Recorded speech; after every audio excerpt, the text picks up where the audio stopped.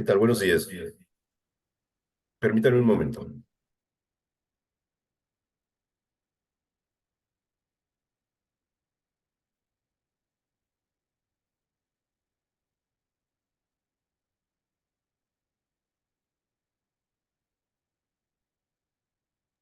Listo, ¿qué tal? Buenos días.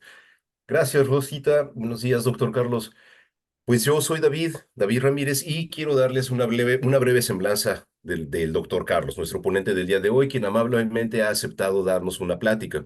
El doctor Carlos Flores es biólogo, carrera que estudió en la Facultad de Ciencias de la Universidad Nacional Autónoma de Baja California, también es conocida como UABC. Obtuvo su grado de doctor en ciencias en la Universidad de Maryland, Estados Unidos. Actualmente es profesor investigador de tiempo completo en la Facultad de Ciencias de la Universidad Autónoma de Baja California y miembro del Sistema Nacional de Investigadores. Con una amplia experiencia en investigación científica, se ha centrado en estudiar la evolución molecular de patógenos, incluyendo el estudio de la relación entre los hospederos, reservorios y los agentes infecciosos, haciendo de este tema la línea de investigación que él desarrolla. Ejemplo de algunas investigaciones que ha desarrollado son el estudio de la genética de las poblaciones de mosquitos que transmiten las enfermedades de dengue, paludismo y virus del oeste del Nilo, así como estudios moleculares del VIH, agente viral que causa el SIDA. Su interés en conocer cómo se han adaptado los agentes biológicos que causan las enfermedades lo ha llevado a estudiar al agente causante de la enfermedad de Chagas, una enfermedad que es provocada por Trypanosoma cruzi y que puede afectar a casi todos los animales, incluido el hombre, y es transmitido por un insecto que de forma general se conoce como chinche. Esta enfermedad se encuentra en casi todo el mundo y las zonas de mayor incidencia son las regiones tropicales. En esta ocasión, el doctor Carlos nos platicará un poco de qué es la evolución molecular de los patógenos y cuáles son los mecanismos que dan origen a ese proceso. Muchísimas gracias, doctor. Tiene usted todo el micrófono abierto. Ok, bueno, pues muchas gracias y quiero agradecer a los organizadores del Cafecito Científico por esta invitación. Entonces, pues vamos a comenzar, ¿sí? Más o menos lo que estudio es, como lo mencionaba el doctor Ramírez, es la evolución de enfermedades infecciosas. Me he enfocado principalmente a estudiar un parásito que se llama Trypanosoma cruzi, que causa una enfermedad que es endémica del continente americano, que se llama enfermedad de Chagas. Entonces, ya hacia el final de la plática voy a dar algunos ejemplos de algunas preguntas que tratamos de responder en mi laboratorio, pero por el momento voy ahorita a dar una introducción y pues como se supone que a lo que entiendo la filosofía detrás del cafecito científico es una plática de divulgación y enfocada hacia niños, pues por ahí también van a ver algunas, o sea, así la diseñé, ¿no? Bueno, entonces comenzamos. Ahí, ahí está. Entonces, para comenzar, pues hay que preguntarnos qué es la evolución, ¿no?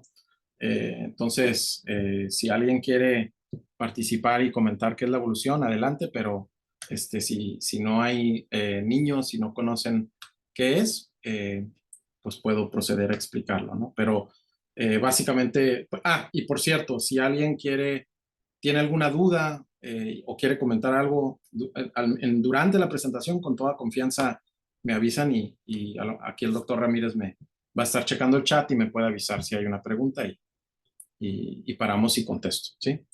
Pero bueno, la evolución, como lo conocemos, la evolución biológica, hay que diferenciar el término de evolución cuando lo usamos en la vida cotidiana, ¿no? En la vida cotidiana se usa como sinónimo de complejidad o de mejora, ¿sí? Que digo, esta computadora está más evolucionada que esta otra, ¿sí?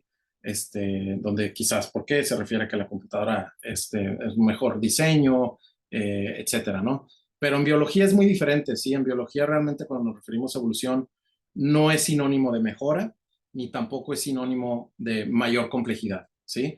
Evolución es simplemente los cambios que ocurren en una población que son heredados, ¿sí? Y ahorita vamos a hablar de eso, qué se refiere a heredados, qué se refiere a cambios, etcétera, ¿sí? Son los cambios en una población que son heredados de una generación a otra. Entonces, básicamente, los cambios que ocurren dentro de la molécula del ADN, ¿ok? Ok, entonces, pues no sé si conozcan a algunos de ustedes, pues la idea de, por ejemplo, que los organismos terrestres no siempre fuimos terrestres, ¿sí? Por esto de que hemos ido cambiando, ¿sí? Nuestros ancestros vivían en el mar, para ser precisos, y en el agua, en ambientes acuáticos.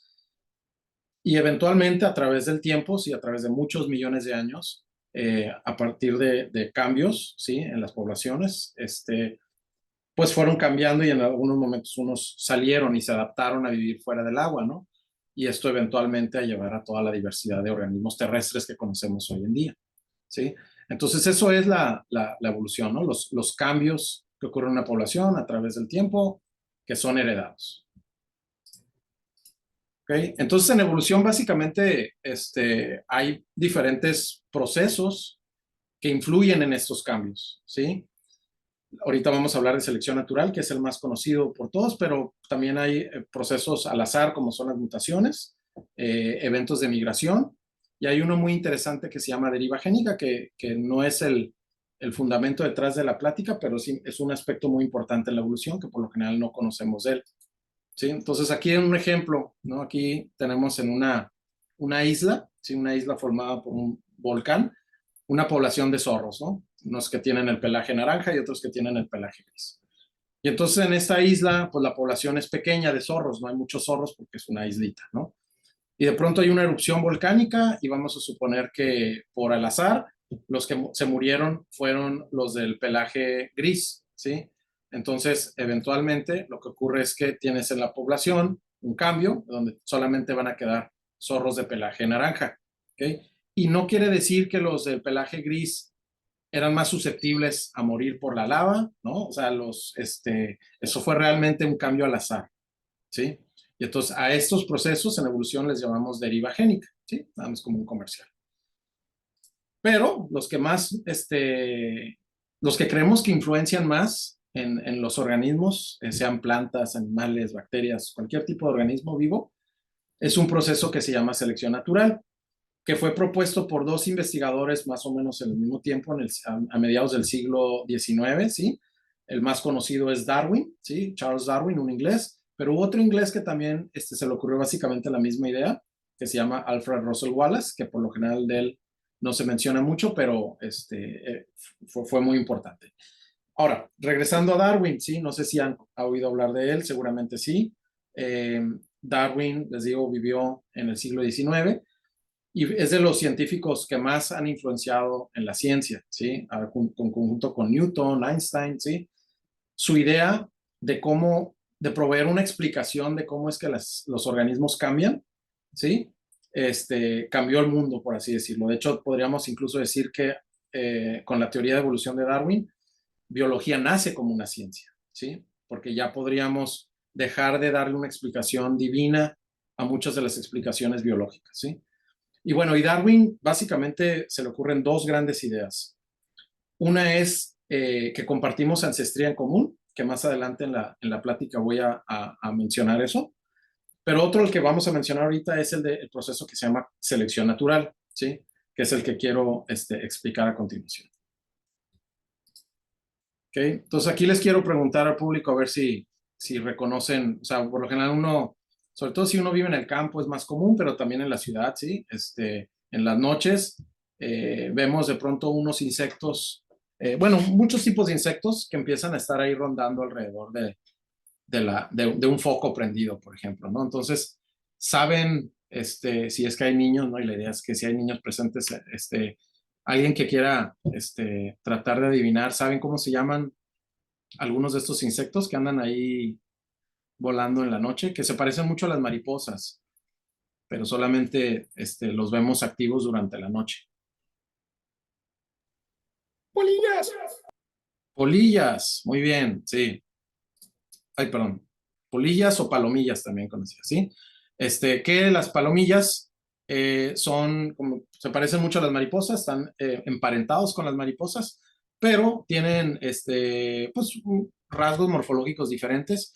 Una característica es que por lo general son activos durante la noche, ¿sí? Entonces, durante el día están por lo general descansando, puestos sobre un árbol, plantas, etcétera, ahí escondidos, ¿no?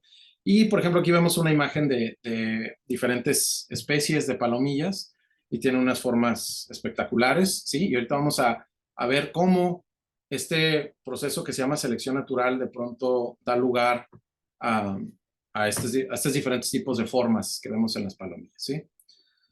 Entonces, las palomillas tienen depredadores naturales, entre ellos las aves son algunos de sus depredadores más importantes. Aquí podemos ver en la imagen un ave que está consumiendo una palomilla que estaba escondida en este tronco de un árbol, ¿sí?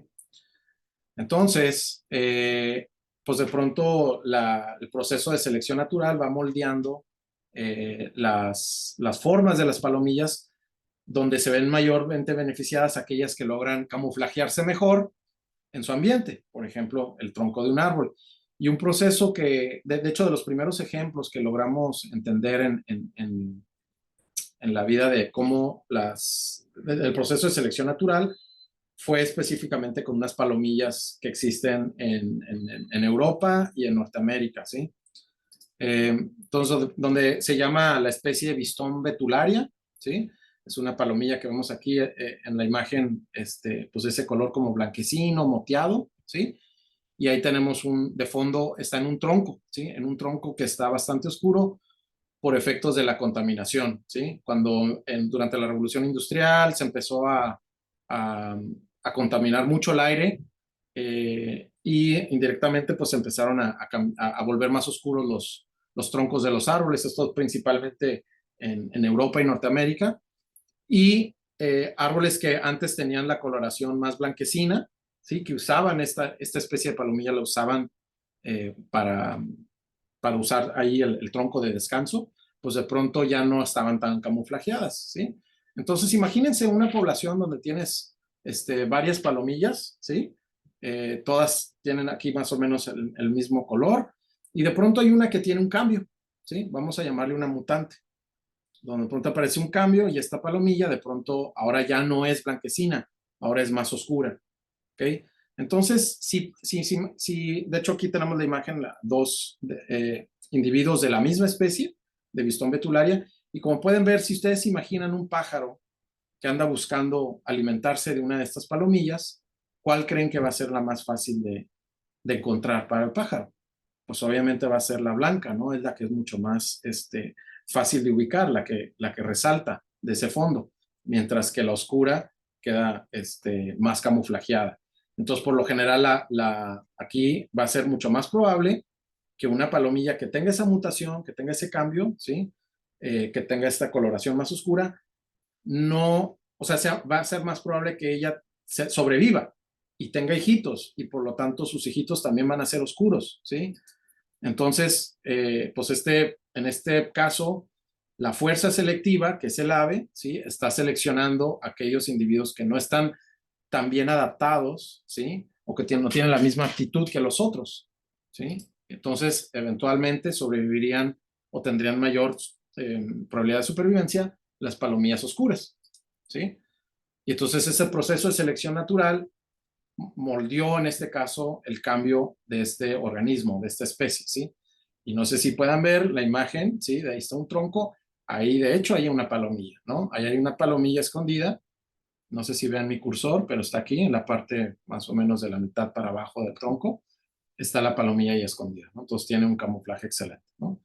Entonces este proceso de selección natural, vamos a ver otro ejemplo brevemente, ¿sí? También vemos aquí en la imagen un oso grizzly, ¿no? Acá estos que están en Norteamérica, en Europa, en Asia, bueno, en Europa ya casi no hay, pero Norteamérica tienen un pelaje café, ¿sí? Y entonces de pronto el oso grizzly cuando estaba, o ancestros del oso grizzly más bien, en el pasado, cuando empezaron a buscar alimento en zonas más norteñas, donde hay más frío y por ende más nieve, pues ahí podemos ver, ¿no? El grizzly con un fondo blanco, que es el de la nieve, ¿sí? Entonces el oso grizzly, pues ahí resalta mucho, ¿sí? Y imagínense una población de grizzlies, ¿sí? Y vamos a imaginarnos de pronto que uno de estos osos grizzlies nace con un cambio, otra vez, una mutación, ¿sí? Y esa mutación lo que hace es que ya no produzca pigmento en su pelaje. Entonces son pelos sin pigmento, pelos blancos, ¿sí? Entonces nacería un grizzly que se vería más o menos así, ¿no? Blanco. Y acá en estas zonas muy norteñas, ¿sí? pues no hay muchos lugares donde esconderse, hay poca vegetación. De las pocas formas de alimentación son las focas, ¿sí? Y aquí vemos, por ejemplo, una foca que es asumo que la mamá y su hijo que es blanco, ¿sí? Que cuando nacen tienen el pelaje blanco para estar camuflajeados y que no sea tan fácil de que los encuentre un depredador. Pero ellos están ahí al lado del agua, las focas, ¿sí? Entonces, si de pronto una foca ve que se acerca un depredador, como un oso, ¿sí? Rápidamente se va a meter al agua y se va a esconder, ¿no? Entonces, ¿ustedes cuáles creen de estos osos que van a ser el más efectivo en que no lo vea la foca? O sea, ¿cuál va a ser el más adaptado para que logre conseguir su alimento, que en este caso es la foca? Pues el que está más camuflajeado, pues es el oso blanco, ¿sí? Entonces, eventualmente, pues los osos blancos son los que van a lograr conseguir su alimento, ¿sí? Y entonces, selección natural va a actuar en contra de los que tienen el pelaje oscuro, o dicho en otras palabras, va a actuar a favor de los que están más adaptados a su ambiente. Entonces, y estos cambios no ocurren de un momento a otro, son paulatinos, graduales, pero eventualmente producen la formación de una nueva especie, ¿sí? Así como lo pudimos ver con el caso de las palomillas. Este es otro ejemplo, por ejemplo, el caso del cambio en un depredador, ¿no? Y así es como se originaron los osos polares, ¿no? Que evolucionaron a partir de ancestros del oso grizzly, ¿okay? Y entonces, este proceso, o sea, los procesos que están asociados con la evolución, que pueden ser mutaciones, migraciones de individuos, este otro proceso que se llama deriva génica, que mencioné con lo de los zorros, que es cuando es cambios en una población debido al azar, o selección natural. Estas diferentes fuerzas, pero principalmente selección natural, es la que creemos que juega un papel para moldear y crear toda la diversidad tan fantástica que vemos en el planeta Tierra, ¿sí? Desde animales, plantas, organismos microscópicos, etcétera, ¿no? Entonces, actuando en diferentes formas, ¿sí? Las especies se han ido adaptando y cambiando su forma y adaptándose a su ambiente. ¿Ok? Bueno.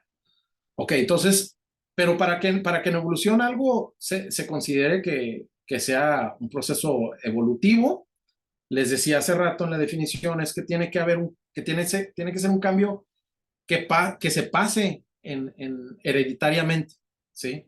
Entonces son los cambios en los organismos, por ejemplo, que tienden a transmitirse a los hijos, ¿sí? Aquí vemos una imagen, una familia de macacos y su hijo, o sea, un macaco se parece a su papá y a su mamá porque hay una sustancia en la cual se transmite esta información, ¿sí?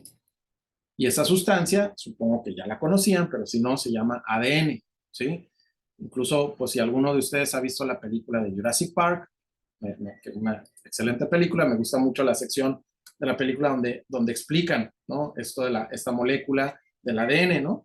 Que es la sustancia en donde se transmite esta información de padres y madres a los hijos, ¿sí? Entonces, todos los organismos vivos, ¿sí? O bueno, más bien dicho, todos los organismos celulares, ¿sí? Dentro de sus células, bueno, los organismos están compuestos de células, ¿sí?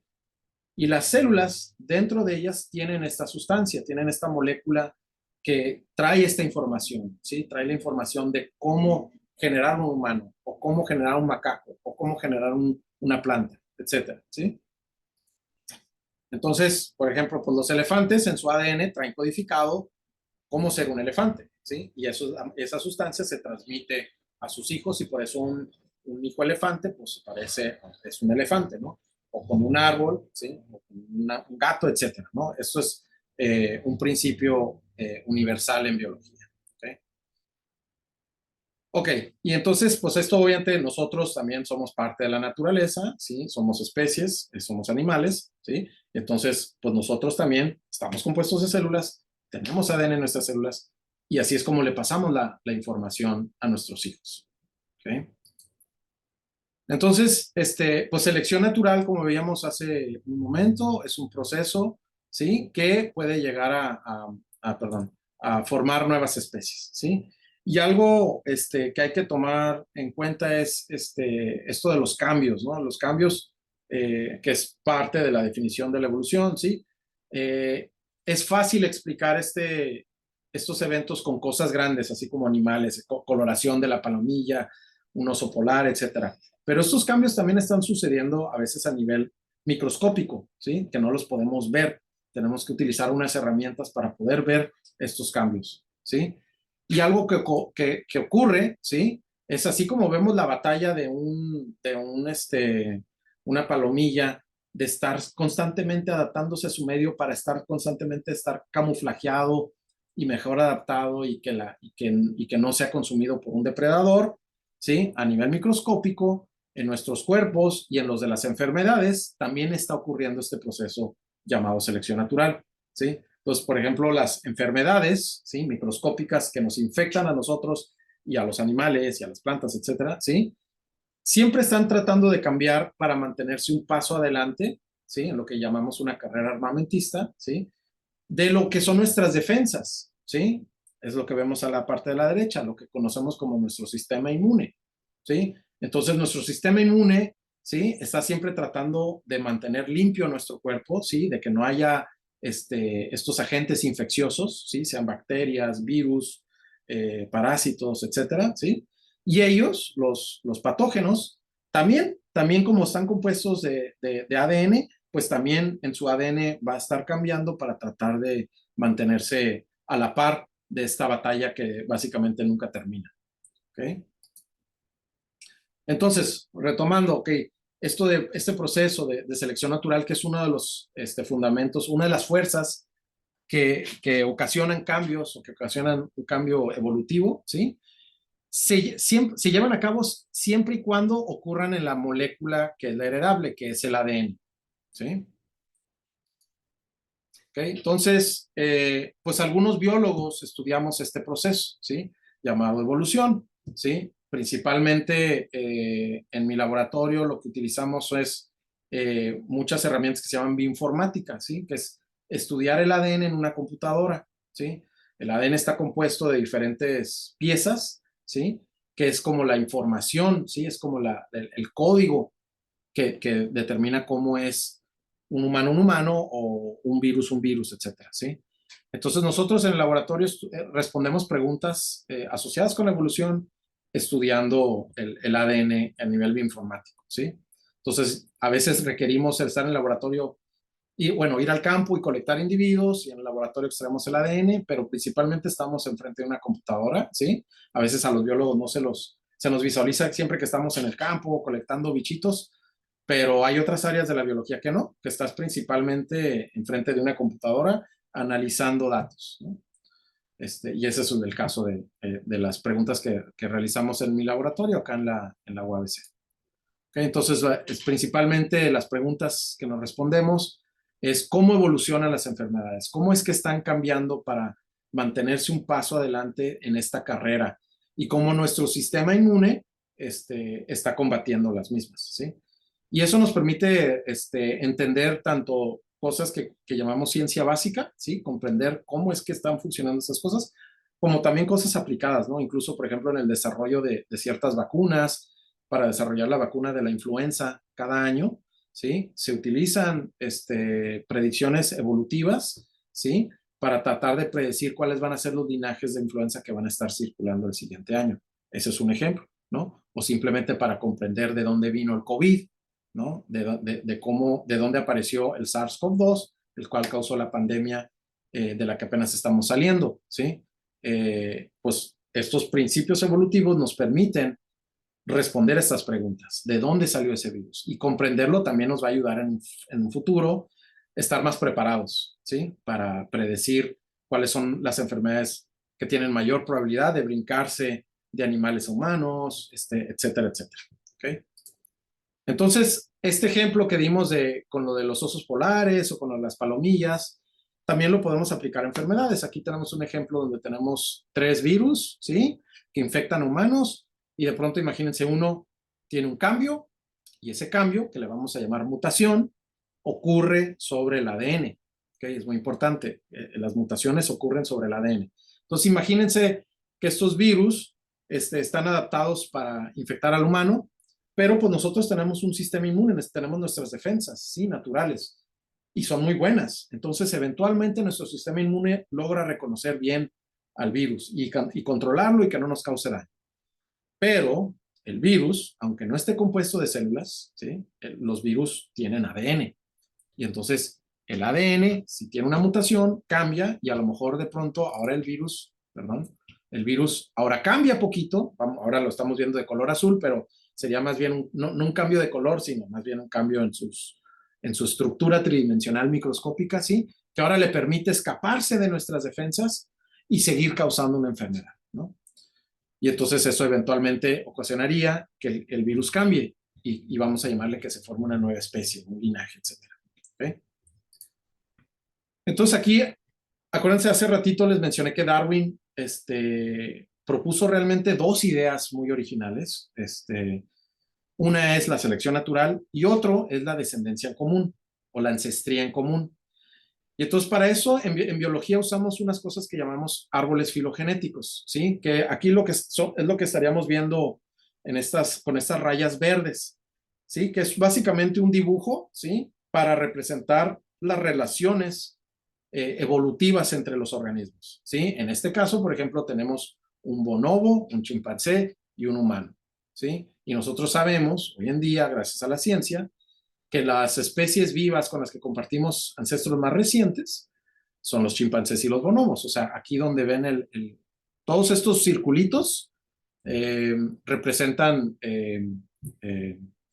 bueno, el A, B y C representan especies vivas actualmente y cualquier cosa para atrás, porque aquí si ven a la izquierda la flecha, representa tiempos y abajo es el pasado, hasta arriba el presente.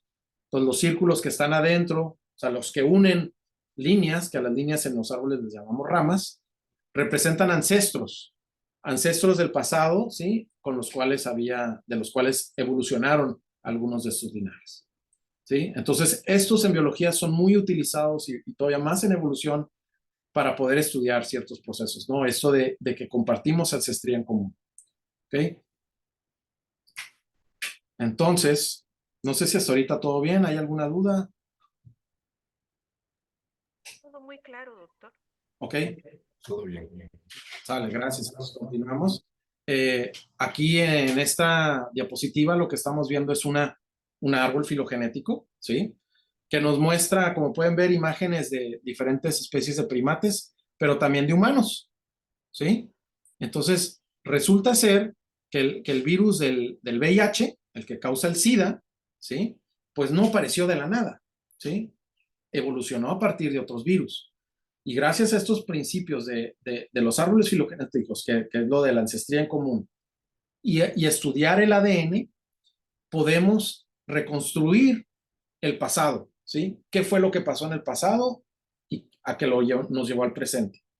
Y algo muy interesante cuando estudiamos el ADN de los virus de VIH es que se parecen mucho a virus que infectan de forma natural a simios, ¿sí? Y de hecho, vemos que los virus de VIH evolucionaron a partir de virus de simios, ¿ok?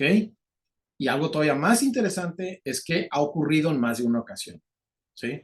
Mínimo ha habido dos eventos importantes donde virus de simios se han pasado a humanos, ¿sí? Uno es lo que llamamos VIH-1, ¿sí? Que vino de chimpancés, esos estimamos que hace como 100 años fue el brinco, o sea, 1930 por ahí, que virus de chimpancés se brincaron a humanos, ¿ok? Y también hay otro linaje de VIH que también causa SIDA, pero en mucha menor proporción y solamente en una región de África, que es el VIH-2. Ese brincó de otra especie de primates que se llama en inglés Suri-Mangabi, ¿okay? Que creo que no tiene traducción el nombre común a español, ¿no?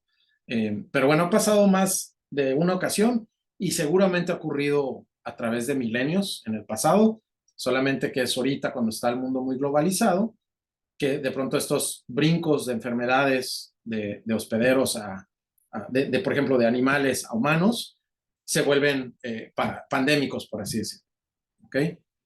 Entonces, digo, estos son tipo de preguntas que respondemos en el lab, ahorita no específicamente con el VIH, pero, o sea, este principio de la descendencia en común, estudiar el ADN y principios evolutivos, como selección natural y eso para entender cómo evolucionan las enfermedades. ¿Ok? Ok, entonces ahora les voy a hablar un poquito de la enfermedad de Chagas, ¿sí? La enfermedad de Chagas es causada por un parásito. Quiere decir que no es un patógeno, sí es un agente infeccioso, que no es bacteria, no es virus, es eucariota. Se parece mucho a nosotros a nivel molecular, ¿ok? Y aquí son unas imágenes, estos dos individuos que están aquí, los otros son células, ¿no? De humano. Entonces, son microscópicos, ¿sí? Y fueron descubiertos por un brasileño hace como 130 años, de nombre Carlos Chagas, se llamaba el investigador brasileño que lo descubrió, ¿sí? Y por eso se llama la enfermedad de Chagas, en su honor. Y es una enfermedad que encontramos básicamente nada más en el continente americano, ¿sí? Es un patógeno muy, muy bien adaptado a su ambiente, infecta humanos, pero no solamente humanos, básicamente cualquier mamífero que hemos buscado en el continente americano, lo hemos encontrado que puede estar infectado, ¿ok? Entonces, por ejemplo, más de 150 especies de mamíferos en el continente americano se han encontrado infectados, inclusive desde Canadá, ¿sí? En osos polares se ha encontrado el parásito hasta la Patagonia, o sea, al sur de Argentina, ¿sí? Entonces, básicamente tiene una distribución muy amplia. ¿Y cómo es que nos infectamos? Bueno, hay unos insectos que se llaman chinches, en Sudamérica les dicen chinches besuconas, que son los insectos que se han adaptado a transmitir este parásito. Y estos insectos, al igual que los mosquitos, se alimentan de sangre, ¿sí? Y son insectos muy curiosos que pueden estar un buen periodo de tiempo sin alimentarse. Pero bueno, y salen a alimentarse y no sé si ven ahí en la imagen, está una chincha, ahí está picando a un humano, ¿sí? Aquí se ve su probóscide, donde está tipo un mosquito, ahí perfora la piel y empieza a succionar sangre. Entonces, cuando tienen semanas o meses sin comer, están todos flaquitos los insectos, empiezan a comer y pues aprovechan. Y comen, se inflan y algunas especies empiezan a hacerse del baño ahí mismo cuando están comiendo. ¿Ok? Y ahí en las heces, o sea, en las heces del insecto, está adaptado el parásito para estar en las heces. ¿Ok? Y entonces de pronto, si un insecto te picó, estás dormido en la noche, por ejemplo, este niño tuvo una infección del parásito aquí cerca del ojo, por eso tiene esa inflamación en el ojo que se llama chagoma, ¿sí? Pues entonces, si el parásito queda ahí en las heces y uno en la noche, ya sea que las heces entren en contacto con la herida o si se alimentan cerca de la cara, que muchas especies les gusta hacer eso, uno en la noche y se toca la cara y de pronto si las heces entran en contacto con una mucosa, el parásito entra al cuerpo y bueno, no me quiero meter mucho a los detalles, pero obviamente puede causar la muerte, ¿sí? Se estima que entre 7,000 y 10,000 personas mueren al año de esta enfermedad, ¿ok? Pero bueno, entonces, si tienen más preguntas de la enfermedad más adelante, las puedo responder con gusto, pero ahorita regresando al tema de qué es lo que estudiamos en el laboratorio con respecto a esta enfermedad, les voy a poner nada más un ejemplo de una de las preguntas que tratamos de responder, ¿sí? Entonces, por ejemplo, el ciclo actual de la enfermedad de Chagas, como les digo, están estos insectos que son de la familia Triatominidae, ¿sí? Que están adaptados son hematófagos, se alimentan de sangre y transmiten el insecto, ¿sí? Y se lo pueden transmitir, como decía, a humanos, primates, murciélagos, caninos, mapaches, roedores, marsupiales, o sea, básicamente animal que se tope. Y uno ya se vuelve, básicamente, de por vida traes la infección, ¿sí? Y si luego llega una chinche y se alimenta de ti, o sea, una chinche que va y se alimenta de una persona infectada o un primate infectado, etcétera, pues va y muerde a otra persona, ahí es donde se transmite, ¿no? En animales silvestres creemos que la transmisión, más que el insecto que vaya y le pique a un chango o un mapache, que puede ser la transmisión así, puede ser más común que realmente se infecten los hospederos al alimentarse de las chinches, ¿no? Que ven el insecto y se lo comen y así se infectan. Pero bueno, la pregunta, cómo evolucionó, por ejemplo, este ciclo actual de la enfermedad. Porque si es un ciclo, es como la pregunta de qué fue primero, la gallina o el huevo, ¿no? Eh, entonces, sabemos, gracias a estudios de evolución, con esto de hacer filogenias y eso, que los ancestros del parásito Trypanosoma cruzi, que causa la enfermedad de Chagas, no estaban siempre en este ciclo. Sospechamos que estaban antes en murciélagos, ¿sí? Y que eran transmitidos por otros animales. No sabemos si eran mosquitos, si eran garrapatas, pero sabemos que no eran las chinches.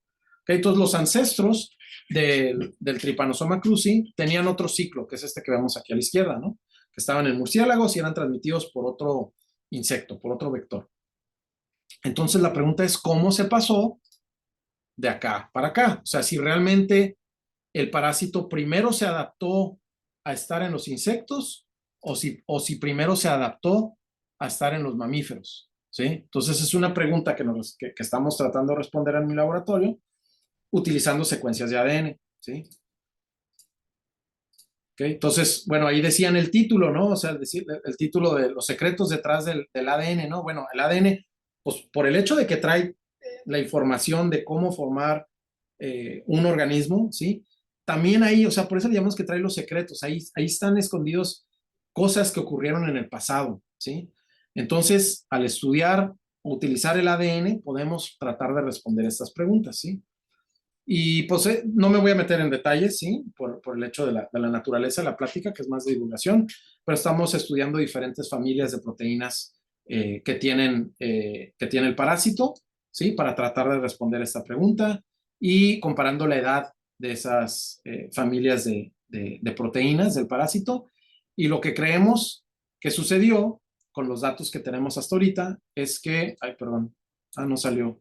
Bueno, es que primero se adaptó a las chinches y después, y entonces de pronto las chinches empezaron a tener, quizás alimentándose de murciélagos, ¿sí? Se empezaron a alimentar de murciélagos, empezaron a ser hospederos de estos parásitos y eventualmente cuando las chinches, a lo mejor de algunas chinches que aparte de alimentarse en murciélagos, se empezaron a alimentar en otros mamíferos o que algunos mamíferos empezaron a alimentarse de esas chinches infectadas, fue que de pronto evolucionó o empezó a formarse el ciclo actual de la enfermedad de Chagas, ¿sí?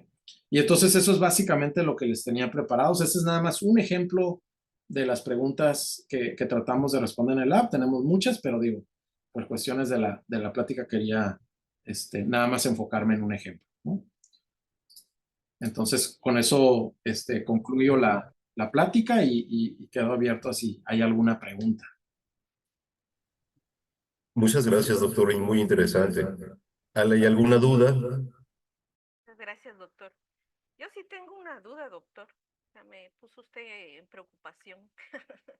Es que aquí donde vivo, usualmente nos visitan los murciélagos, ¿no? Porque hay árboles frutales cerca de la casa y pues entran aquí a la casa. ¿Qué posibilidades hay de esa cercanía que tienen los murciélagos? Ahorita que mencionó usted que ellos portaban la chinche, que pues transmitan o dejen una chinche por aquí, ¿no? En el aleteo, en el vuelo que ellos realizan en la noche. Ajá. ¿Es posible? ¿Es posible eso? Que yo sepa, o sea, sí puede suceder, pero creo que no es muy común que las chinches estén, o sea, como que siempre están escondidas, ¿sí? En su nido, qué sé yo. Por ejemplo, si es de una rata de campo, las chinches están ahí escondidas dentro del nido y van y o sea, a lo mejor se alimentan del ratón cuando están, dormido el ratón o imaginarse ahí dentro del nido del ratón, pues se pone en una posición para que no se puedan comer el ratón a la chincha y nomás le pican y ya, ¿no? Entonces, de que un murciélago traiga como tal una chinche pegada, podría ser, pero es poco probable, ¿sí? Tengo colegas en Chiapas, ahí, por ejemplo, no nomás es en Chiapas, ¿no? O sea, del centro al sur del país, sí hay más especies de las chinches que les llamamos que ya están como domesticadas en el sentido de que se han adaptado, les gusta alimentarse de humanos, ¿sí? Hay como más de 130 especies de estas chinches en el continente americano, pero solamente son unas cuantas, ¿sí? Menos de 10, las que de pronto se han ido adaptando a alimentarse de humanos. Entonces, una forma de bajar la probabilidad de que las chinches se metan a la casa y estén ahí, pues es simplemente no tener tanto, algo similar con las campañas de mosquitos, ¿no? No tener tanto cachivache ahí en el patio y eso, obviamente, si de pronto se lograra encontrar una, pues contactar a las autoridades de salud para que vayan y fumiguen y eso. Desafortunadamente esta enfermedad está dentro de la categoría de enfermedades que la Organización Mundial de la Salud considera como enfermedades tropicales olvidadas, ¿no? ¿Por qué? Porque por lo general no afectan tanto a los países ricos y por ende no hay mucho interés en estudiar las enfermedades, ¿sí?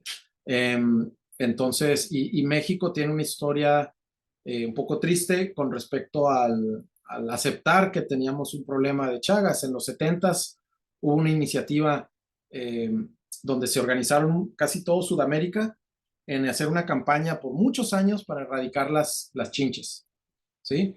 Se invitó a México a participar y México, no, nosotros no tenemos el problema de Chagas, ¿no? Y estudios muestran que somos, no somos el país con más caso de Chagas, pero sí estamos en el top 3. ¿Ok? Entonces, bueno, regresando a la pregunta, digo, que entre el murciélago y que traiga ahí una chinche, lo vería, no me preocuparía, ¿no? Pero sí, si llegan a ver los insectos ahí en las redondas, la gente que le gusta tener gallinas, o bueno, por necesidad que tiene gallinas en el patio, a veces es común que encuentren chinches ahí escondidas. Ahí lo que le decía es que desafortunadamente por el hecho de que es una enfermedad considerada como olvidada, eh, eh, vemos más comúnmente infecciones en casas de tipo humilde, por ejemplo, casas que tienen techos de hoja de palma o casas hechas de adobe, como que hemos encontrado que a las chinches les gusta andar ahí escondidas, ¿no? Entonces, por ejemplo, aquí en Baja California, estamos en la otra esquina del país, hay chinches, hay como 5 o 6 especies de chinches en la península, pero aquí no les gusta, no se han adaptado a estar picando humanos. Es muy difícil encontrarlas, tenemos que ir al campo para encontrarlas. Las chinches que están acá las encontramos nada más escondidas dentro de los nidos de cierto tipo de ratas de campo, ¿ok? Pero allá en el sur sí hay unas especies, Triatoma dimidiata es una de ellas, que se considera que es de la más peligrosa, ¿no? Como el vector más común. Gracias, doctor. De nada. Muchas gracias, doctor. ¿Alguna otra pregunta?